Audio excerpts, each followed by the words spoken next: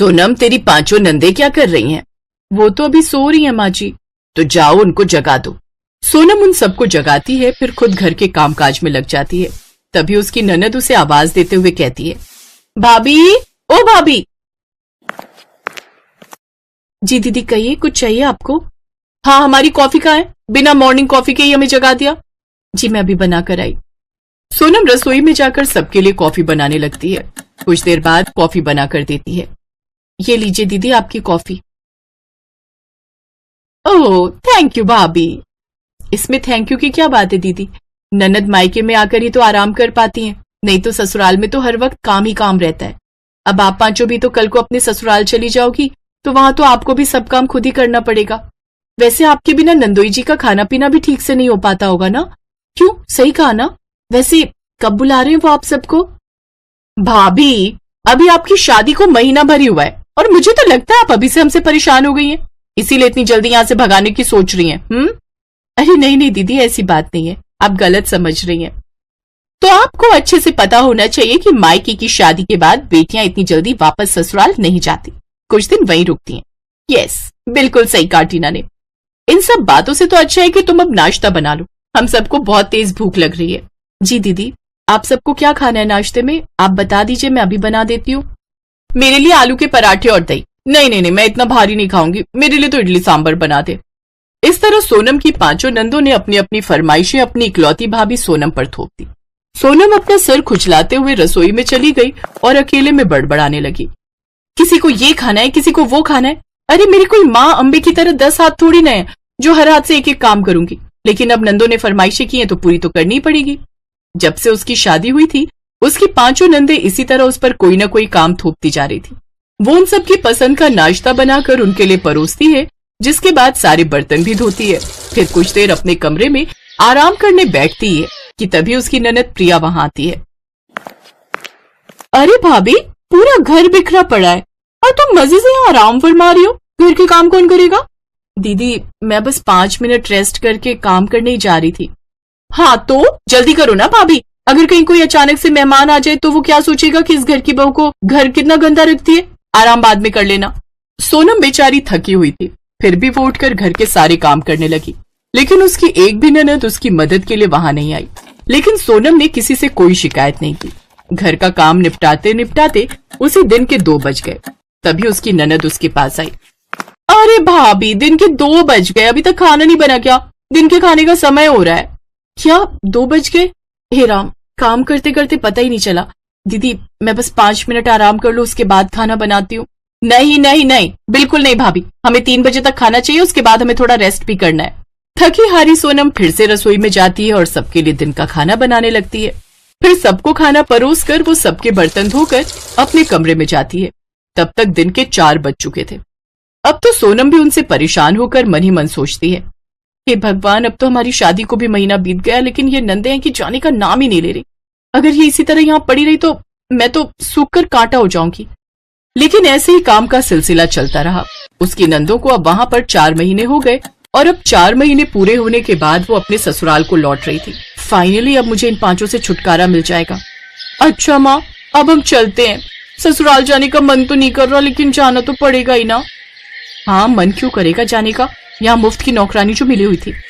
फिर उसकी 5 नंदे विदा लेकर वहां से चली गई। उनके जाने के बाद सोनम बड़ी राहत महसूस कर रही थी। हाँ, आज शादी के बाद पहली बार मैं इस घर में आजाद महसूस कर रही हूँ। अब उसे तरह तरह का खाना भी नहीं बनाना पड़ता था। ऐसे ही 2 हफ्ते बीत गए और फिर एक रोज। सोनम, आज शाम तुम तैयार है ना? हम दोनों आज मूवी देखने जाएंगे और डिनर भी बाहर ही करेंगे। ठीक है जी, आप जल्दी से ऑफिस से लौट आना, फिर हम साथ में चलेंगे। विराज ऑफिस के लिए निकल गया और सोनम भी घर के कामों में लग गई। अब जल्दी से बाजार से जाकर कुछ सब्जियां ले आती हूँ, फिर माँ जी के लिए खाना बनाकर रख दूंगी। फिर मैं और विराज साथ में पिक्चर देखने चले जाएंगे। शाम के समय सोनम बाजार से सब्जी लेकर लौटी तो उसकी सास ने उससे कहा, अरे सोनम बहू, आ गई तू?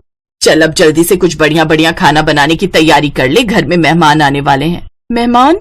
कौन? अरे तेरी 5 नंदे, और कौन। उनका फोन आया था, वो 5 आ रही हैं। खैर अच्छा ही है, वैसे भी उनके बिना ये घर सूना सूना लग रहा था। वो आ जाएंगी तो मेरा भी मन लगा रहेगा। हाँ, और मेरी वाट लगी रहेगी दिन रात काम करके। ये नंदे तो शादी के बाद भी मायके में ही पड़ी रहती हैं। सोनम विराज को फोन करके अपना प्रोग्राम कैंसिल करने के लिए कहती है, फिर बुरा सा मुंह बनाकर रसोई में जाकर खाना बनाने की तैयारी में लग जाती है।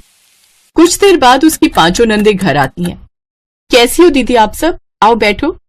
हम सब एकदम ठीक हैं। अच्छा माँ तुम बताओ तुम कैसी हो? मैं भी ठीक हूँ बेटी, लेकिन पहले से कमजोर लग रही हो।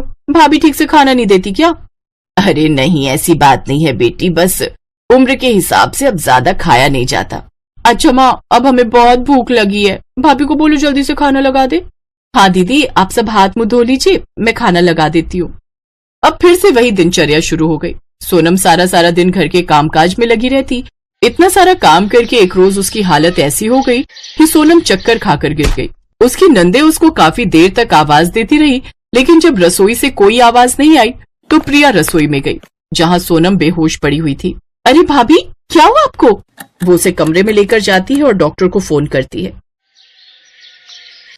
आपके लिए गुड न्यूज है, ये माँ बनने वाली हैं, लेकिन हाँ ये बहुत ज्यादा कमजोर हैं और आप सबको इनका ख्याल रखना पड़ेगा, नहीं तो बच्चे की जान पर भी बन सकती है। डॉक्टर की बात सुनकर सभी हैरान हो गए और साथ ही उसकी सास को काम का सारा लोड सोनम पर डाल देने का भी दुख हुआ। देखो रजनी, पायल, प्रिया, नेहा और टीना, तुम्हारी भाभी ने तुम सबके लिए कितना किया है। अब वो ऐसी हालत में है तो तुम्हें उसका ज्यादा ध्यान रखना है और उसे 9 महीने तक बेड रेस्ट देना है। ये सुनते ही पांचों नंदों के होश उड़ गए और वो सभी इस बात से बचने लगी। अरे नहीं नहीं माँ, वो ना मेरे उनका फोन आ रहा है तो वो कह रहे थे कि घर में जरूरी काम है, इसलिए मैं आज ही वापस आ जाऊं।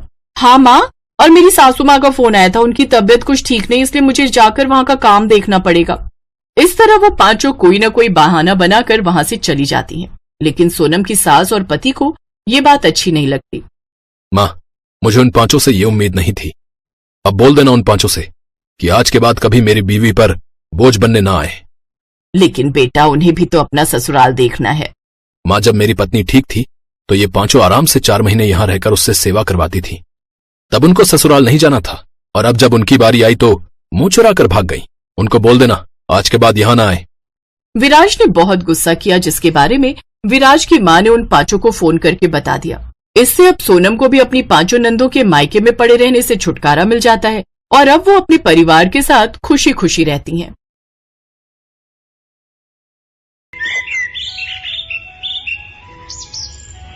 गुंजन और गौतम दोनों सौतेले भाई बहन थे।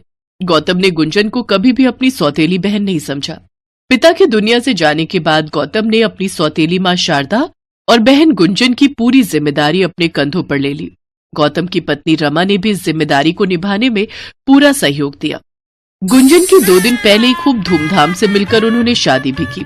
ये देखकर शारदा भी बहुत खुश थी।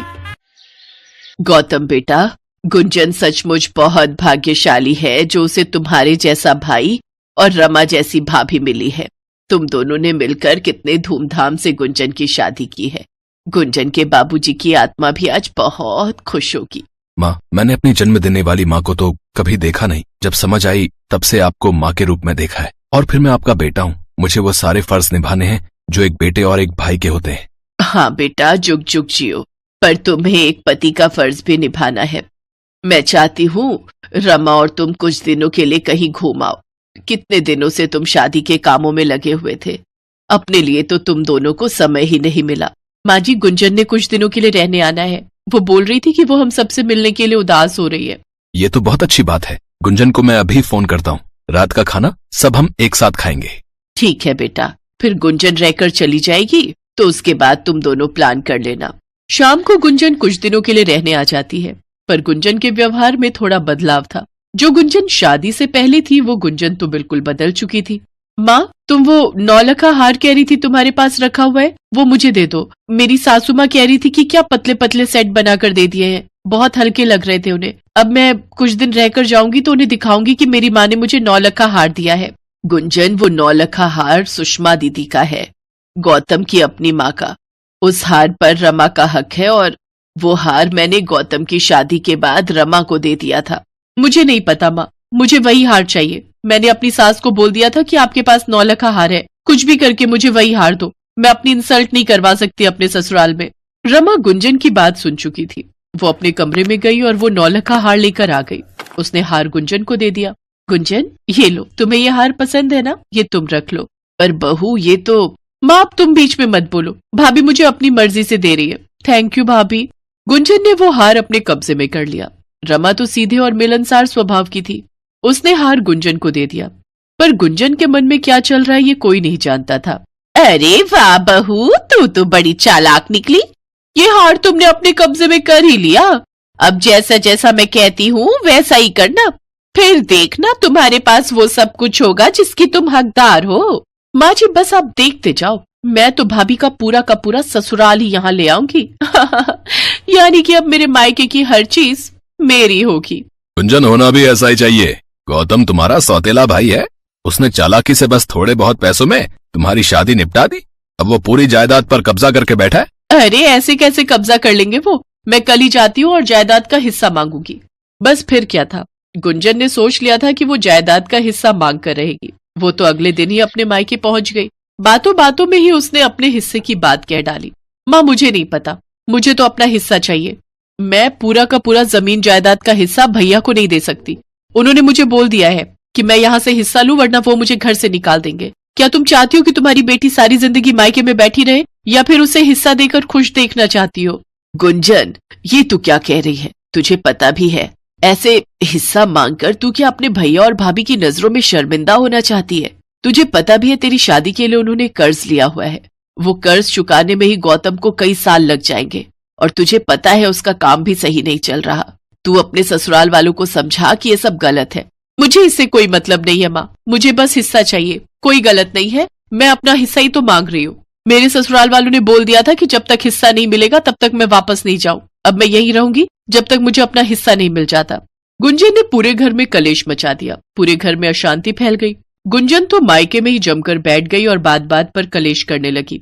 गौतम भैया, वकील साहब कब तक आ रहे?